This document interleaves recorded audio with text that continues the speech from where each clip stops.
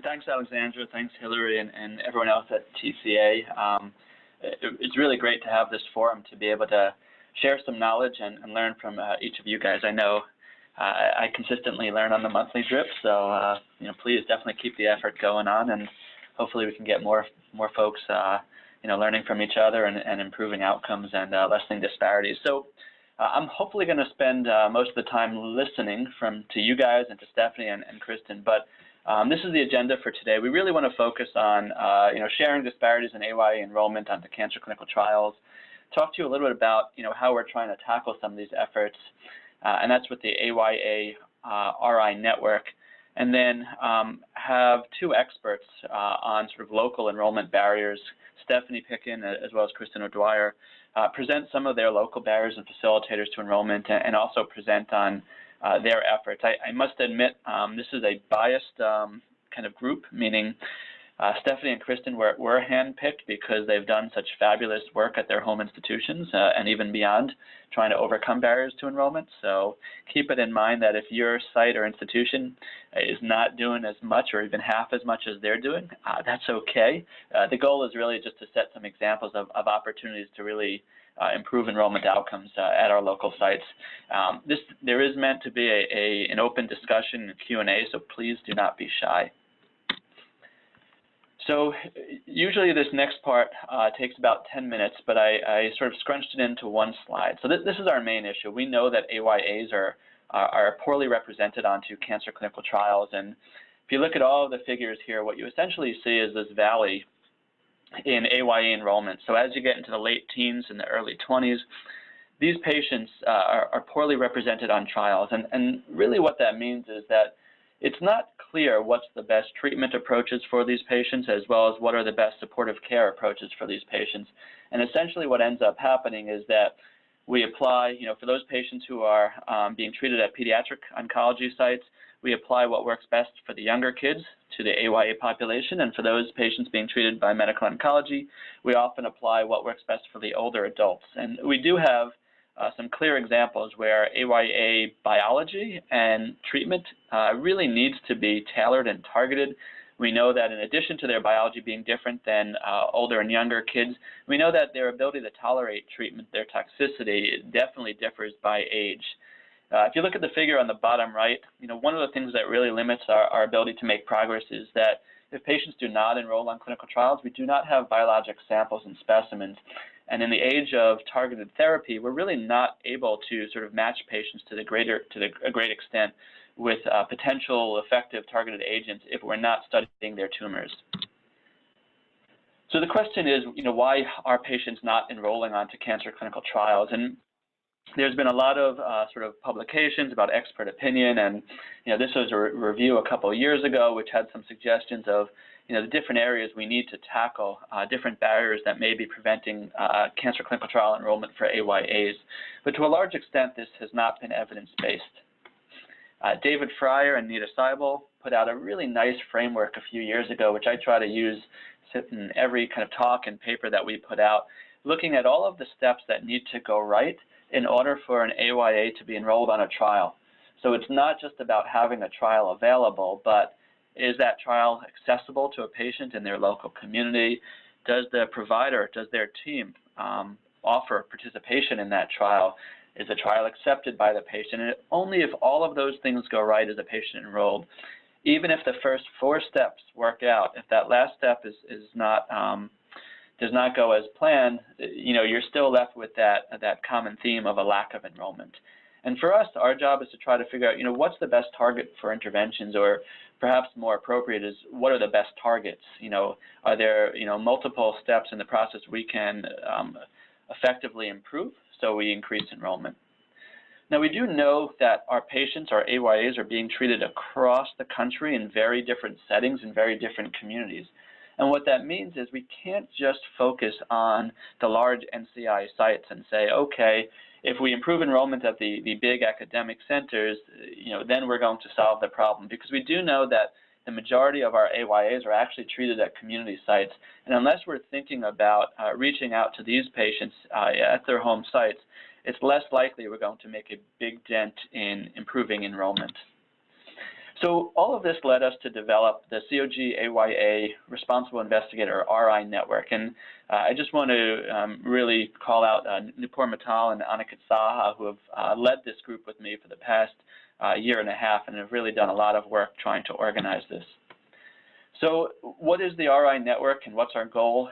We really wanted a forum and to develop a network to identify champions at local institutions who are focused and interested on increasing AYA enrollment. We didn't think that a broad sweep of just sort of mandating, you do this at your local site and we'll improve enrollment. We don't think we're at that sort of step, or we don't know that that approach will actually be effective. And what we really wanted to do was do a grassroots effort of trying to understand what are the barriers to enrollment at each site. How do the enrollment barriers and facilitators different by site type, by demographics, by rural versus urban? And we really wanted to start at the basics and not assume that we knew what the true barriers were. So what we've done is we've identified AYA champions at most COG sites, and we have, similar to this, we have monthly webinars in which we have folks like Stephanie and Kristen, and they've presented on the RI network before, which is why they were selected. They present on their local barriers and facilitators to enrollment and share strategies of how to increase enrollment at your own sites. We also have had a number of workshops at COG meetings, and then some of this data has started to be presented more broadly at national NCORE meetings and other NCI-focused meetings. In addition, this year I had the opportunity to present our network at the Patient Navigator meeting, the Academy of Nurse and Patient Navigators, which, to me was somewhat eye-opening because there's a number of key stakeholders which really aren't aware of this disparity, and they're the ones who have a true ability to impact and overcome the disparity. So for us, what are the goals of the local champions or the AYA Responsible Investigator? So really what we've tasked folks to do is at their institution, focus on screening and recruitment approaches. What are you doing now? What can you do to improve screening and recruitment efforts? Think about what your collaboration and interaction is between pediatric and medical oncology and how can you augment that. Focus on educating your home base on what are the needs. We've known from a lot of these conversations that most folks are still not aware of the disparity in AYA enrollment despite some of the calls from the NCI and the Institute of Medicine. We want to focus on networking across our group to make sure that we're learning from each other about best practices and really try to get the home research offices to prioritize opening and activating AYA relevant trials. This is our model, and it's a pretty basic model, but really what we want to do is learn from each other. We believe that there's been a lack of sort of sharing of knowledge and information regarding how to overcome AYA enrollment barriers. And what we strongly believe is that if we share what we're doing locally, some of that information we'll be able to bring back to our own sites, we'll be able to share best practices, and by working together, we'll be able to develop some quality improvement initiatives across sites that have similar demographics and institutional makeups, and we can hopefully start to make a dent in enrollment. Where do we stand? So this took off, much more rapidly and robustly than I really could have imagined. We launched a little over a year ago, and we currently have over 170 members from over 120 COG-affiliated institutions. These institutions represent a very diverse group of programs from diverse backgrounds. They serve diverse populations, and we do think it's quite representative of both the national landscape as well as the inclusion of international sites, our friends and colleagues from Australia and New Zealand, as well as friends from Canada who are COG members. We quickly realized that in order to really improve outcomes, we needed to pull in our medical oncology colleagues, and that's how Kristen's gotten involved, and she's also involved in COG, but we needed to really more broadly reach out. So what we've tasked our RIs is to include medical oncology colleagues on the network calls, and that's really been a huge plus for us. And we've moved towards having more of these COG SWOG dyads where we have a pediatric and medical oncologist from the same site present on their barriers and facilitators. Sometimes they agree, sometimes they don't, but we think that's how we'll be able to move the needles. And you can see we've had a number of presentations to date already. I know I've learned a ton in the past year, and there's still a lot more to learn. And this is sort of the final slide, just sharing our thought and our model. It's, really we believe if we share information, we'll learn from each other. We develop these local and network QI initiatives, and then hopefully this will change practice across our institutions, and this will lead to an improvement in AYA enrollment. So that took longer than I had hoped to speak, because the real meat of this discussion is from Stephanie and from Kristen, and it is a pleasure to introduce Stephanie Pickin, who is an outstanding member of the research office, and she's a research coordinator in Des Moines, Iowa, and she's going to talk about some of their efforts. Stephanie, are you there? Yes. Okay, Thank you so much, Dr. Roth. And I really appreciate Teen Cancer America just holding these different kinds of webinars about AYA patients, and I thank you, Alexander, for your support and invitation as well. So I appreciate being able to talk about our AYA program here at Unity Point Health in Des Moines. Unity Point Health is a regional health system. We have locations in Illinois, Wisconsin, and throughout Iowa. There are 22 hospitals, 4 of which are here in Des Moines. In regards to the local oncology care, the adult group is a private medical oncology practice with 10 physicians and 14 mid-level providers. Inpatient oncology unit at Iowa Methodist Medical Center is a community teaching hospital. Outpatient care is provided by the Practice Clinic and Infusion Center, and with the GenOnc infusion through the Hospital Infusion Center. In regards to research, we're part of an NCORE, the Iowa-wide Oncology Research Consortium, where there are 6 sub-affiliates throughout the state of Iowa, and right now they have about 80 active trials. The pediatric group is a group of 5 physicians, with 1 starting at the first of the year and 1 nurse practitioner. They are health system employees. Inpatient care is at Blank Children's Hospital on a specific HEMONC unit, which is connected to the adult hospital. And outpatient care is provided by the Oncology Clinic and Infusion Center. The pediatric group is an affiliate of the adult NCORE, so they receive their COG studies through the adult grant, and they have about 40 active trials open right now. So as we go forward and we talk about facilitators and barriers, obviously having the teams on the same campus is one huge facilitator that has helped develop our program so far. Next slide. So again, when we're talking about being on the same campus, there are various departments that are shared between the adult and pediatric groups. As you can see on the left-hand side, the shared groups and the age-specific departments on the right-hand side. Down towards the bottom, those italicized ones are really what have evolved over the time of developing our AYA program and really have come to fruition throughout this period. So back up a little bit, setting a foundation. It was about in 2011 when people came together to focus on the needs of the AYA patients. And so through the Adult Cancer Center, those italicized ones have really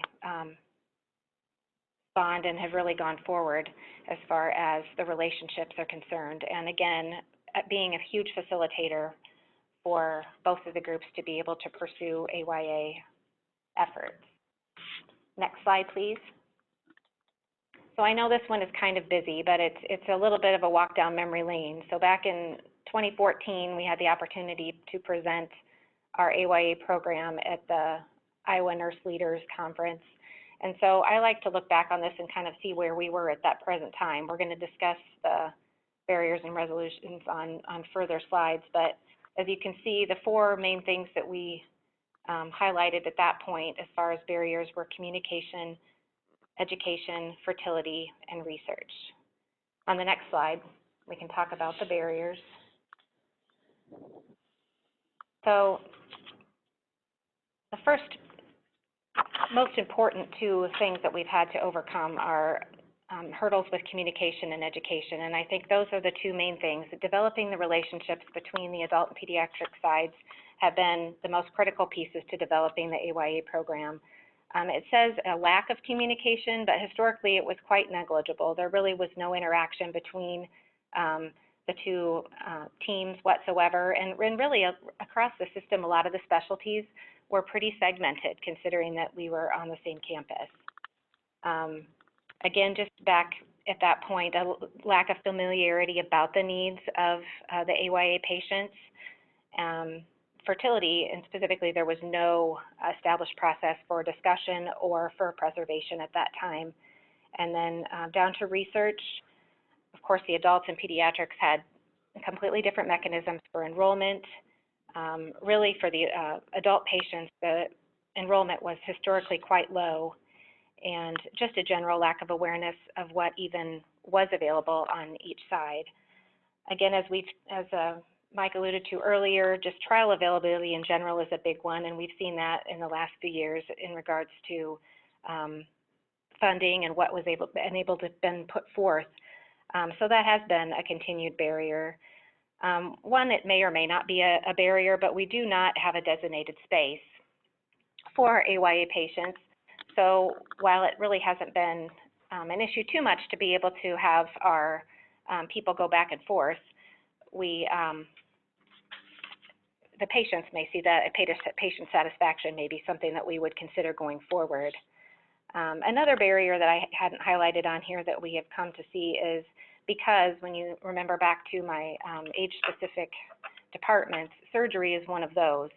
So when we're looking at those studies that Dr. Roth was talking about as far as biology studies and tissue banking, that continues to be a little bit of a struggle because the adults are not programmed necessarily to pull tissue aside or consent to that initially.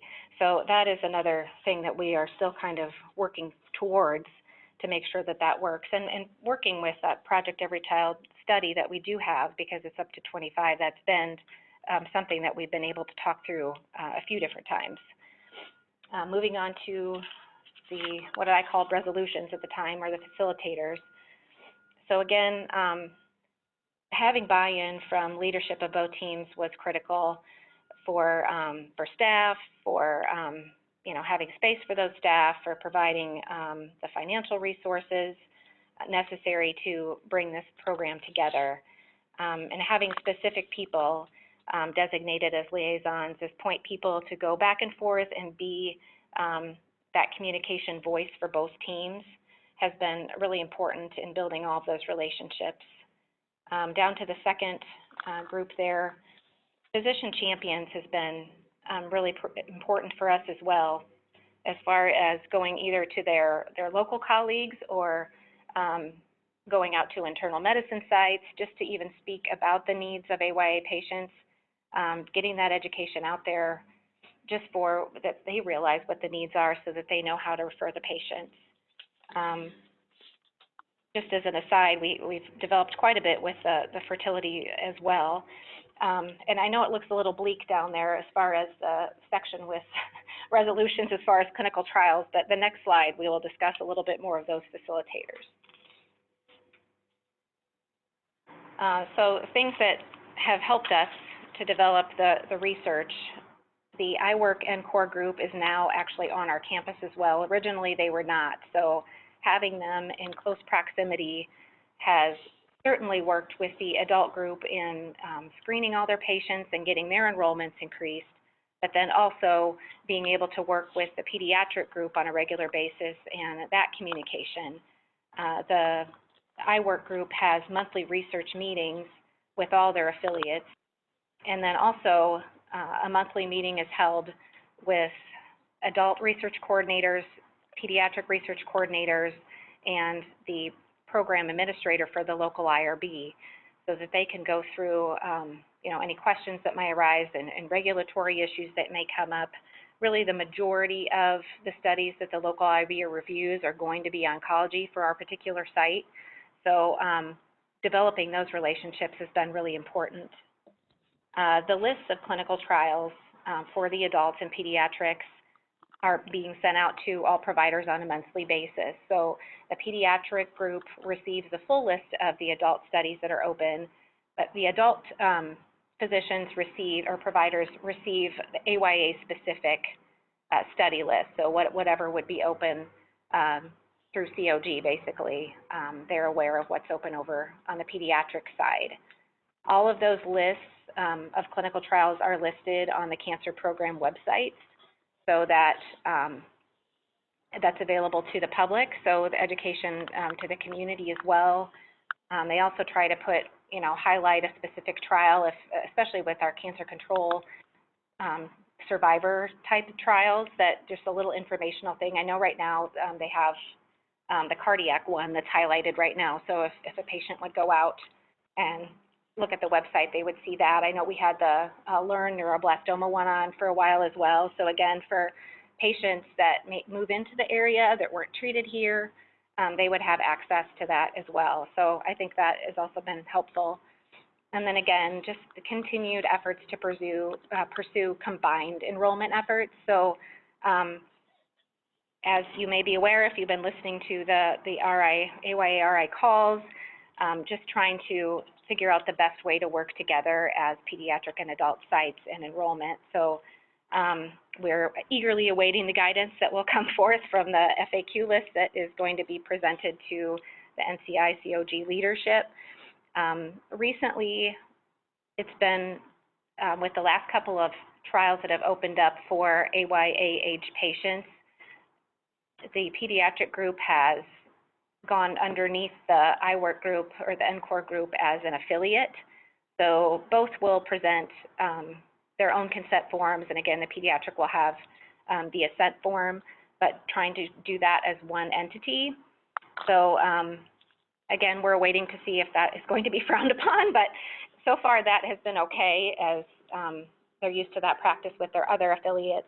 In the past, if there have been trials that are open to both adult and pediatric sites, they have opened those separately as well. So trying different things to see what the best way is to serve the most patients.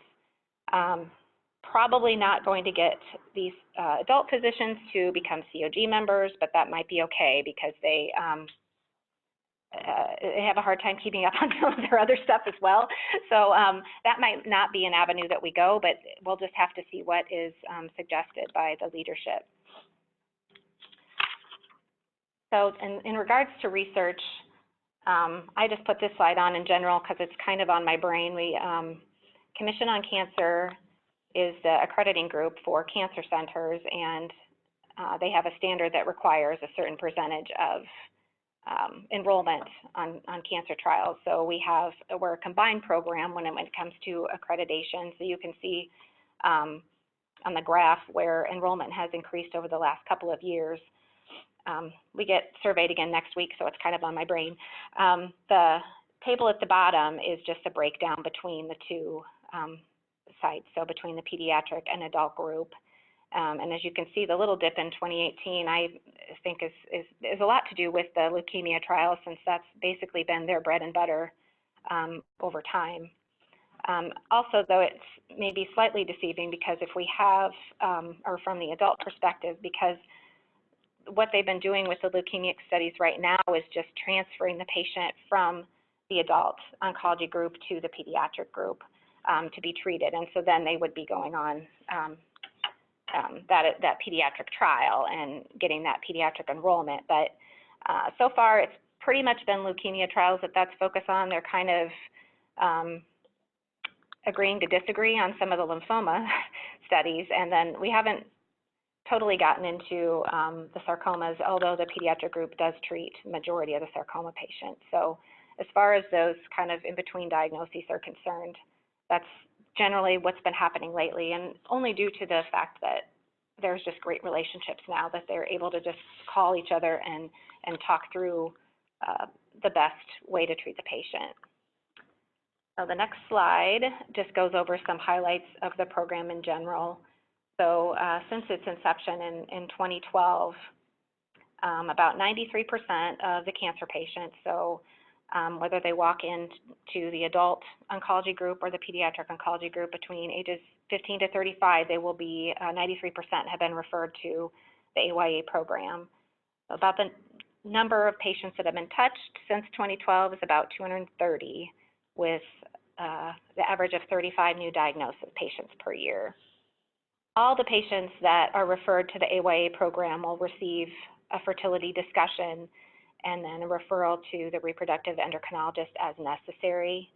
Other frequent referrals would be to psychology services, social work, support groups, either local or online. And then in regards to research, the focus really turned to focusing on enrollment in about 2015. So at the beginning of 2015, since then, a third of the patients that have gone through the AYA program have been enrolled onto some type of trial, whether it was adult or pediatric. Of those patients, over half have been through pediatrics. I guess I put COG, but really through the PEDS program. And about 17% are those enrolled or minority patients. So again, as we look through some of those and try to be more specific about including everybody that we can, some other kind of exciting things that we're looking forward to working with the AYA-age patients is we're going to be opening a boutique, so that will be serving them as well, and that's through the Cancer Center, just providing a cosmetologist and for both male and female patients to be able to just feel better about themselves. So another little piece to cater towards them. The final slide, I just want to highlight the main people that were responsible for working through these things over the past several years. Obviously, it takes way more than just a small group of people to make all of this happen, but having their resources and their support and encouragement has been huge, making our AYA program successful and certainly helping us enhance our research program as well. So if you have questions, or if you, Dr. Roth, if you wanted to wait till the end, I'd be willing to take any questions. Great, yeah, that was fabulous, Stephanie, and I must say, you know, every time I hear you talk, it's a little intimidating to see how successful you guys are, but it's impressive to see that you really went from, you know, in a few years from having limited communication and interaction between PEDS and Med-Onc to, you know, really, you know, seeing almost all of the AYA patients in your program and enrolling a third of them on study, which is pretty impressive and incredible. If you guys can hold your questions, so please write those questions down. We're going to have Kristen present on the Rochester program. We'll sum up, and then we would like to have a group discussion for the last 15 minutes or so. Kristen, if it's okay, the call is yours. Thank you. Thanks, Dr. Roth and Alexandra and Stephanie. Very nice talk. You have a great program. I'm going to present a similar presentation that we presented to the RI Network, and Renee, Dr. Boulware, is one of our pediatric hematology oncology fellows, and she participated. She's been interested in the AYA patients with AML, so I wanted to acknowledge her. Can I have the next slide, please?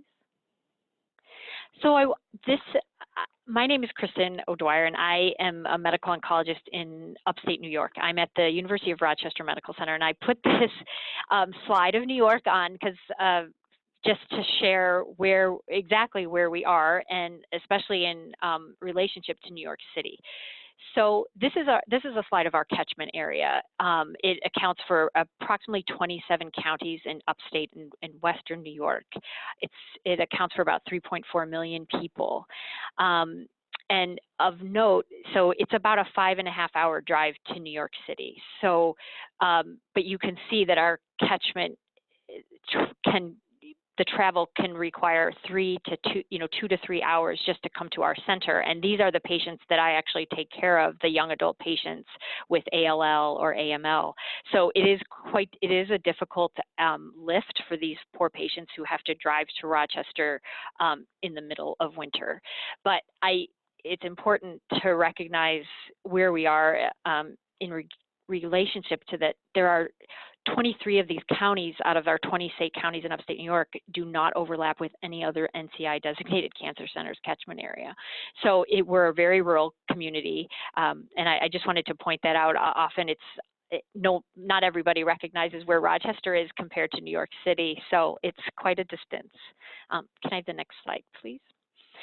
So this is a slide we do enroll. We have a robust clinical trial program at the University of Rochester in the Wilmot Cancer Center, and these are the zip codes from which patients are enrolled in our current trial. So they do come from quite a distance, again, sometimes up to 3 hours. So these are just some of the challenges that we have in a rural community, but we still have it a priority to enroll all our cancer patients in a trial when able. Can I have the next slide, please? So this slide just shows again, some of the cancer-related needs in our catchment area. It is an aging population. I wish I could have had an AYA picture, but I wanted to be honest, and this is, in general, it's an aging population. 85% of the community it would be considered a rural community. There are higher rates of poverty than in most other places in the nation, which makes cancer care difficult. And then we have a couple of unique populations that are highly represented in our area, and that is we have one of the largest deaf populations. We have one of the largest Amish and Mennonite populations. We have a very large refugee population that comes to our center for care. Next slide, please. And so there is a high cancer burden in our catchment area as well. So this slide just shows some of the common cancers that our catchment area is actually the incidence of cancer is overrepresented as compared to the national average. As a leukemia physician, that leukemia is overrepresented just shows that we are quite busy, and that we do have many AYA patients with leukemia that are coming from quite a distance to be treated. Next slide, please. So that's our catchment area. Now to our infrastructure. So again, the institution that I am faculty at is the University of Rochester Medical Center. The Wilmot Cancer Institute is part of the University of Rochester Medical Center, and we will care for patients greater or equal to 19 years of age. And in our cancer center, we perform all the allogeneic stem cell transplants regardless of age. And we do have the Golisano Children's Hospital, which is part of the University of Rochester, and they'll care for the patients less than 19. The hospital is big. It's about 800 beds. And like I said, it actually serves more than 15 surrounding counties. It's like up to now 27 with the recent acquisitions of different practices around the county. The pediatric oncology program is the only one in the region. And the Wilmot Cancer Institute we do see the most cancer patients in New York, outside of New York City. Next slide, please. So in regards to an AYA program structure, we do not have a formal AYA program. Our AYA patients are treated by both pediatric and adult oncologists. But having said that, we have a very collaborative relationship between our two groups. Part of that is historical. When the bone marrow transplant unit opened, it was staffed by both pediatric oncologists and adult oncologists. And so the bonds were formed very early in the history of the Cancer Center, more than about 28 years ago. In fact, that's how I was invited at all to participate in the COG working group, because some of the former pediatric oncologists who had been here in Rochester, who had gone on to other places, had invited me to help, and that's really how I was introduced to the group. But the pediatric oncology faculties are members of the Cancer Institute, and like I said, because of that combined pediatric and adult bone marrow transplant, it does allow us to work very closely together. And honestly, it feels like we're a big program, but I think in relative terms, we're quite small, and so we're under the same roof, and we just have it's just easier to have a collaboration with our pediatric colleagues. So a little bit different than what Stephanie described. Her experiences are, we have joint meetings, joint party, social events, and so it's quite nice. And in fact, Renee, Dr. Bolware, who's one of our fellows, the chief of PEDS asked if I could help, knowing her interest in AYA, so he came to me. So we do like to collaborate, which is, I think, one of the unique things about how we've been able to care for this patient population despite not having a formal program structure. Next slide, please.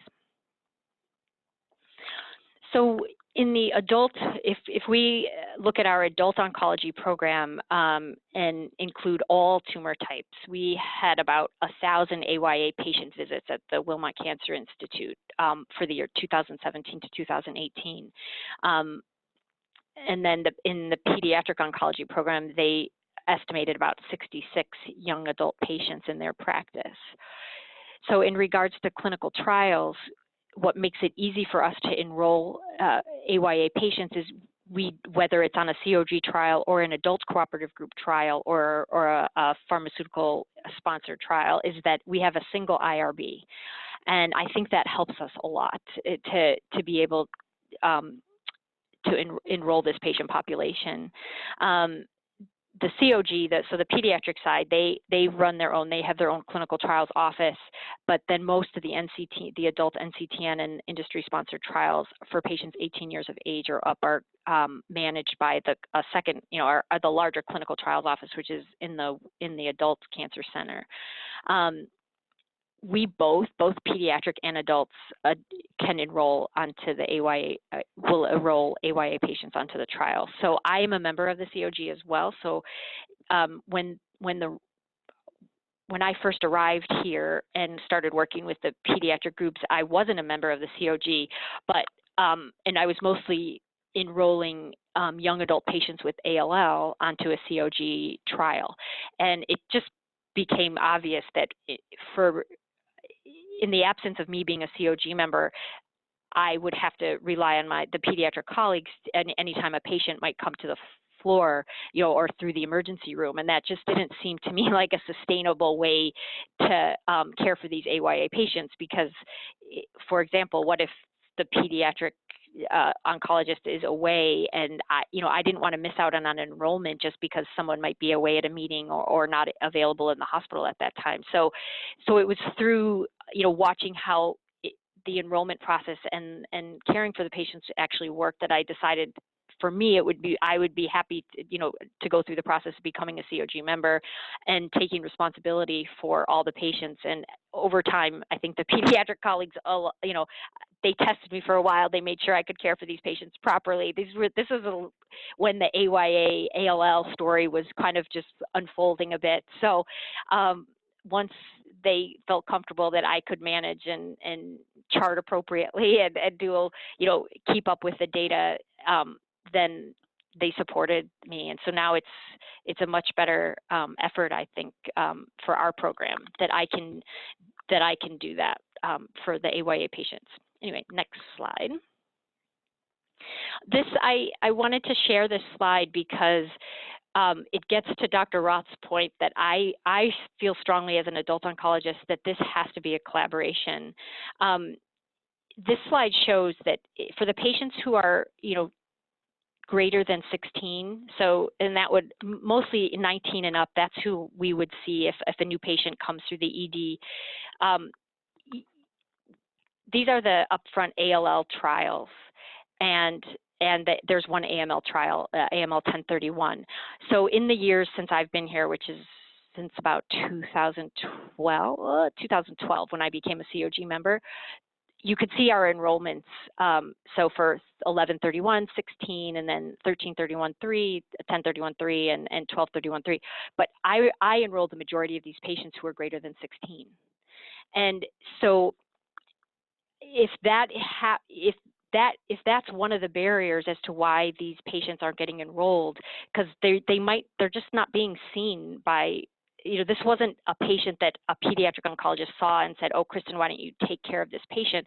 These were people that presented to us, or a phone call that I got from an outside provider, either across town or 3 hours away. So this is how, I believe that we have to partner with our colleagues to get these patients on trial, because we see them independently, and being in a silo, it doesn't work. So I just think that this was a telling slide for our group, and I don't know if other groups would have a similar experience, but this was just what we noticed. And we were making a really good effort to try to capture everybody that we could. So next slide. So some of the barriers that I have encountered in the few years that I've been doing this was the first one is the pretreatment of patients with hydroxyurea. So this is a difference between how an adult patient, an adult provider might care for a new leukemia patient when we're unsure if they have ALL versus AML. For example, if I had a patient a referral from an outside hospital, the adult provider might have started hydroxyurea for leukoreduction and then wasn't able to be enrolled on the upfront ALL trial because it's considered prior chemotherapy.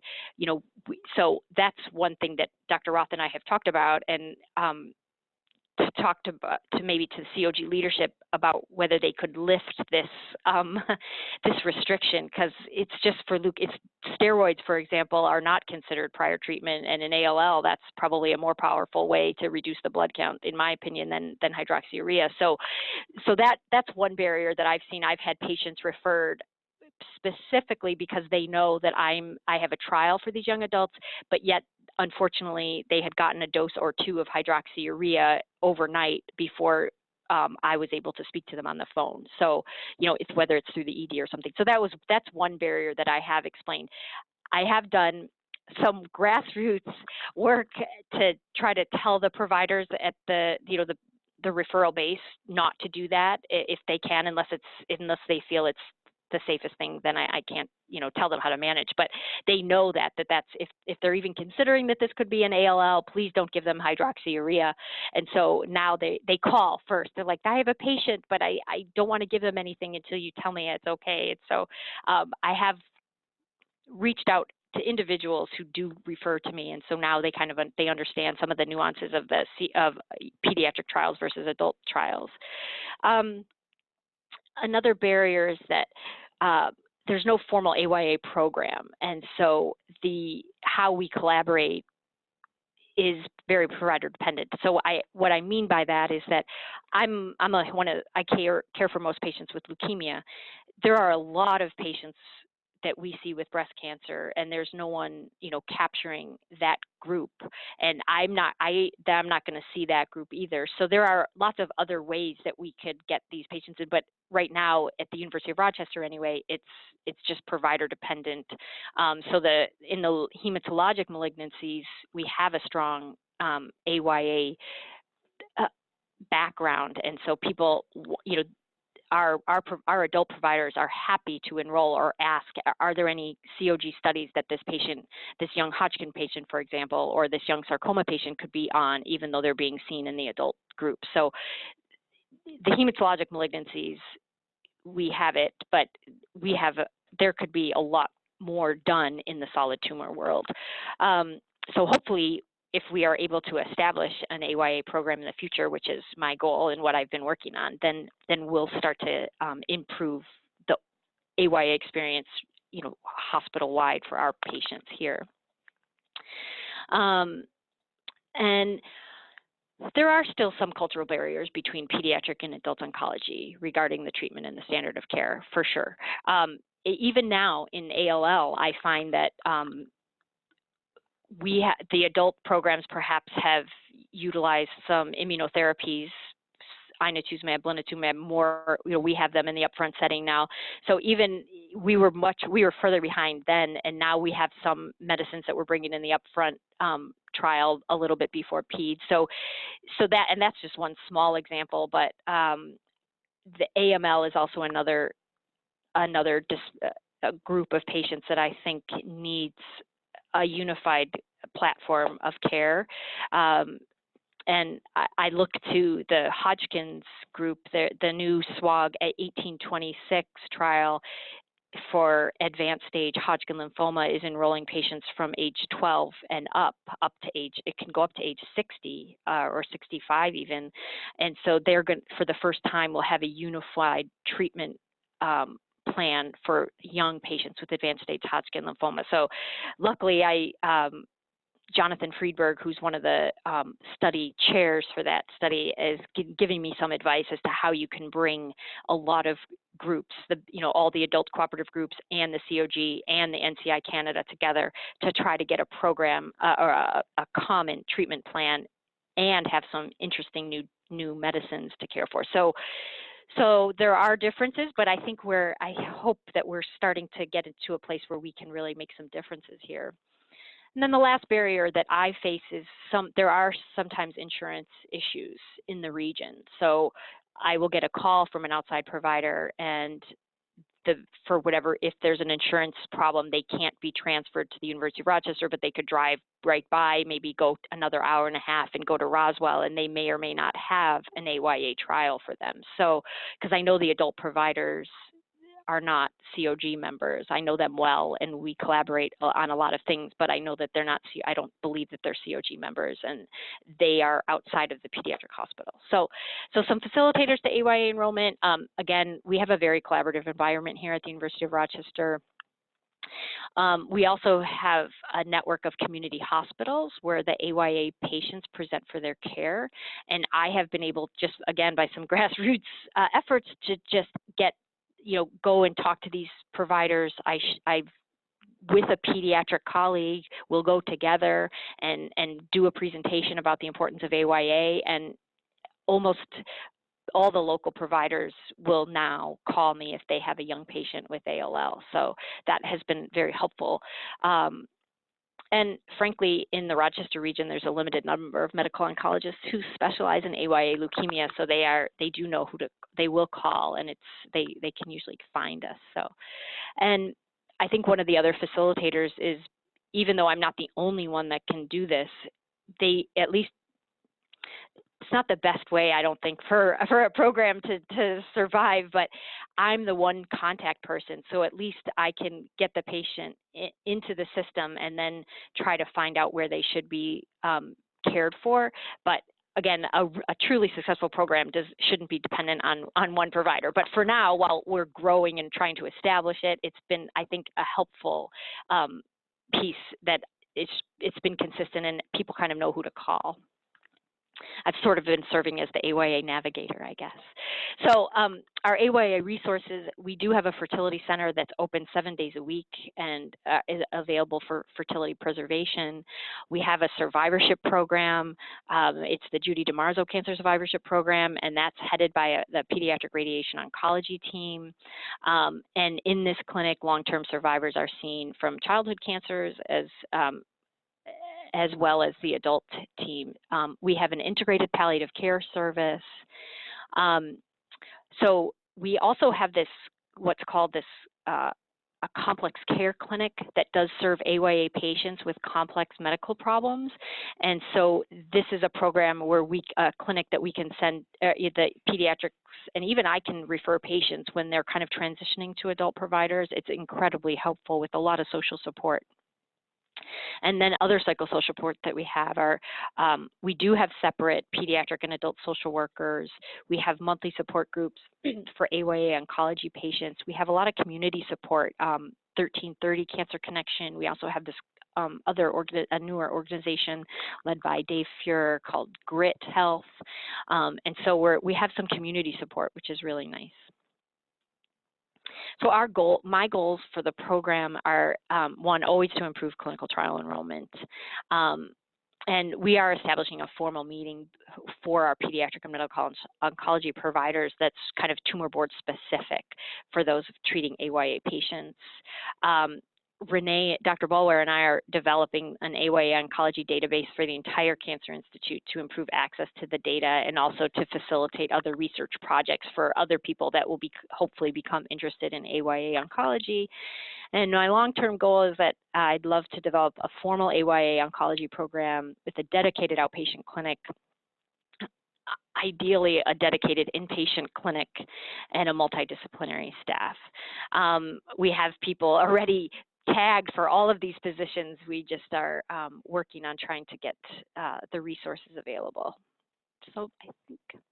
Great. Thank you very much, Kristen. I think your talk highlights what can be done if you have a medical oncologist who's a true champion of AYA efforts. I think one of the challenges is that a lot of the sort of push in AYA oncology to overcome disparities is led by pediatric oncology, and I think it's helpful in that there's a real effort and a force behind it, but the challenge is that the majority of these AYAs are actually treated by medical oncology in community settings. So it's not enough just to have pediatric oncologists try to focus on overcoming these disparities. Having a medical oncologist champion these efforts at their home institutions, you can see what one person, and I kind of think Kristen actually performs more like 10 people, but you can see, one motivated person who really wants to address AYA issues, what can be done, and your efforts have been phenomenal. So just to summarize, in the next 30 seconds, what we've learned over the past year on the RI network, the major themes that we've heard is, in general, there's a lack of available AYA-relevant clinical trials. We're working on that within, COG and across the NCTN. Kristen highlighted one of the Hodgkin's trials, their germ cell trials. The goal now is really to push intergroup trials where we're focused on collaborations between COG, SWOG, the Alliance, ECOG Akron, to make sure that the trials that are being developed for AYAs are acceptable by all groups. So if you develop a trial within COG and the medical oncologists do not agree with the backbone, they're not going to enroll, and you're left with basically, a trial that is only enrolling through one of the cooperative groups. Communication is key between PEDS and Med-Onc. We know that. Once you start that communication, as you've heard today from Stephanie and Kristen, you can make a lot of progress in increasing enrollment. There are logistical constraints to accessing COG trials. We're trying to overcome that. We have a frequently asked questions document, which we're working on getting the answers. And then having the resources and leadership support is incredibly important as well. So I usually like to leave more time for comments and questions, but please, join me in thanking Kristen and Stephanie, and I would like the last, 5-6 minutes to be open to any comments or questions from the group. And please, someone be that bold first soul to ask the first question.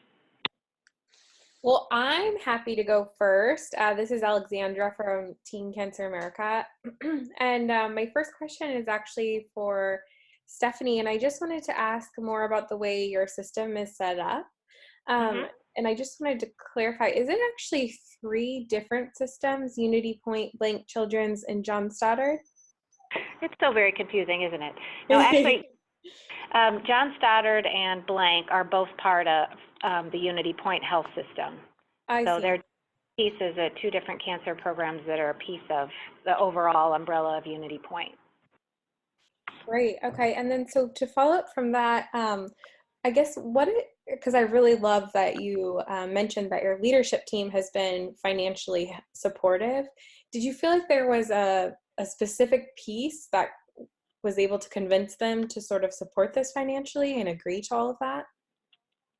Well, initially, I think when the first talks began, it was with Dr. Woods on the PED side and actually the executive director of the Cancer Center at the time, just discussing just that gap of patients in between and, what can be done. And they both saw how important the need was and decided that while they both couldn't put forth, one full FTE, they could certainly share, one person that could be, initial start point person. So that's kind of, they both just agreed that the need was there and were willing to do that initially. And then it's just kind of grown over time.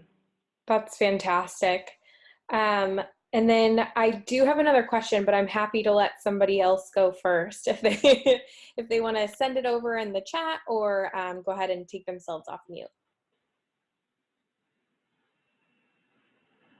Okay, so my next question is actually for Kristen, and I was just wondering if you minded sharing some of your grassroots efforts that you found effective when dealing with the pre-treatment of patients. Just because I think that that's something a lot of us see in a myriad of ways, and like what was it that was really helpful and effective?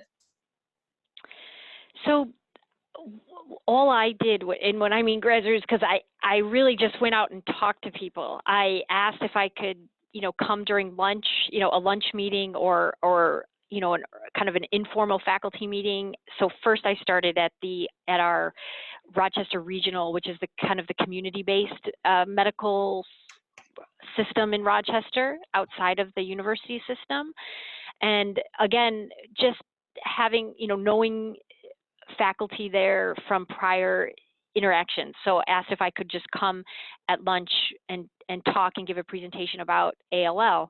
And they were all for it, and just providing someone that they could, when they have these patients, I shared the data about ALL, and I knew this group because they would send them over for transplant. This is one of the things I don't know how clear I made it, that we're the only transplant center in the region. So, Buffalo is like an hour plus from us, but so for local referrals for sure, and then our catchment area, if they're going to have a transplant. So we would find that we knew we would get these patients late in their care, and and so we knew they were out there because they were being referred for transplant. And so we know kind of which providers are using which regimens for, say, ALL, for example.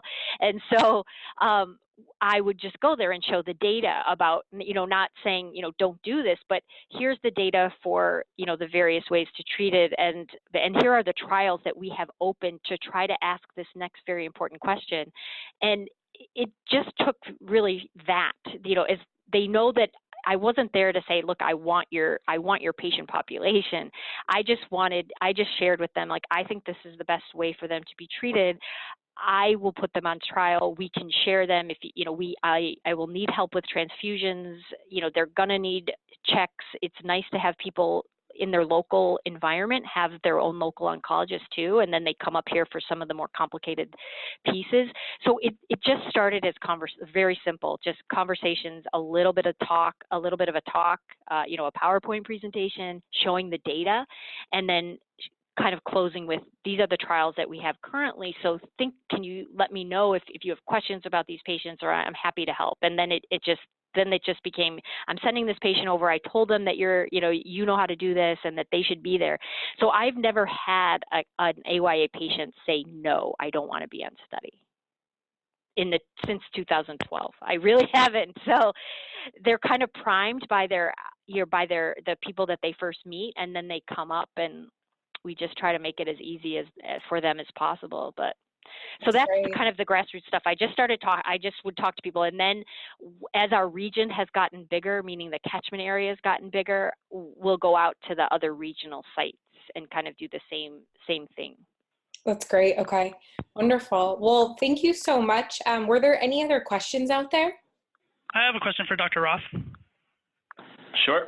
This is Jason Zimmerman. I'm the chair of the Patient and Family Advisory Council for Stanford's AYA Cancer Program. And I'm wondering, for your AYA champions, do you include patients in that group? That is a great question and a great comment. And currently in our RI network, we do not have any patients or patient advocates. And I think that would be that we need to add we're missing. The initial approach was focused on some of the institutional barriers, but I agree 100% that it doesn't matter what you do in the institution if you don't hear from the patient perspective of what's holding folks back from enrolling as well. So I think we can talk after this if you'd be open to sending me an email. And in fact, I'd love for you to just start joining the network calls. They're very much hosted the same way this call is hosted, with two folks presenting their program and then getting questions and comments from the group. So definitely appreciate the comment, and it's hugely important. I'm happy to talk more. I don't know anything about clinical trials. I was never on study, but you have such a huge network. I'm sure you can pull together a handful of patients to offer their perspective on how to reach people much better. I'm glad you're aware of it, but it's a big miss for now. Completely agree. Thank you. Great. And are there any other questions out there? Okay, so I think we'll go ahead and wrap this up. Thank you so much, you guys, for presenting today. It was really, really wonderful. And I hope that everyone can join us next month. We're going to be speaking with Dr. Archie Blyer. So have a wonderful day, everybody.